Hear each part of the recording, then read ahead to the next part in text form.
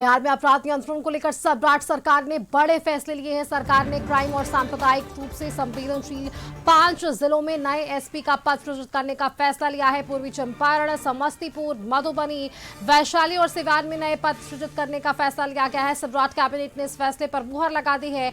आपको बताएं कि इसके अलावा 18 और ऐसे फैसले हैं जिसे मंजूरी दी गई, जिसमें कर्मचारियों के महंगाई भत्ते में बढ़ोतरी की गई है। महंगाई भत्ते का लाभ 1 जनवरी से ही जो है वो लागू कर दिया जाएगा। और इसके अलावा उद्योग क्षेत्र के बढ़ाने को लेकर भी वैशाली में 100 एकड़ जमीन पर national institute of food technology, entrepreneurship और मैनेजमेंट कैंपस स्थापना को भी कैबिनेट ने स्वीकृति दी है। वहीं सूचना प्रौद्योगिकी विभाग ने बिहार एआई मिशन के तहत 5 साल में 7,000 युवाओं को एआई तकनीक के प्रशिक्षण देने का भी फैसला लिया है,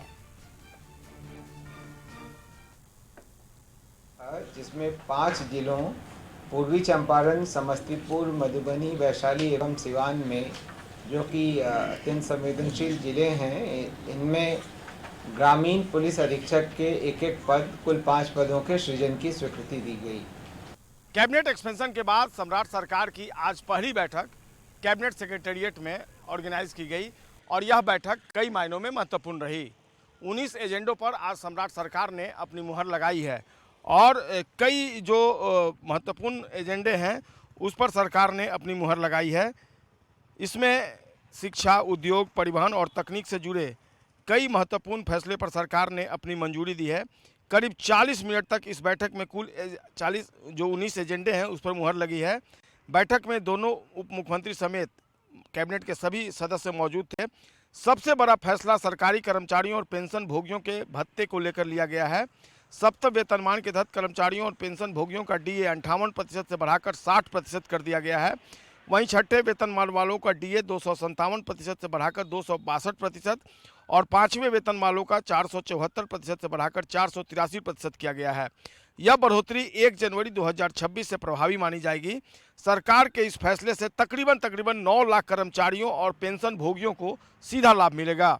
इसके अलावा कैबिनेट ने वित्तीय वर्ष 2026-27 के लिए बाजार ऋण समेत कुल 72,901 करोड़ रुपए तक ऋण उगाही की भी अपनी मंजूरी जो है वो आज दी है।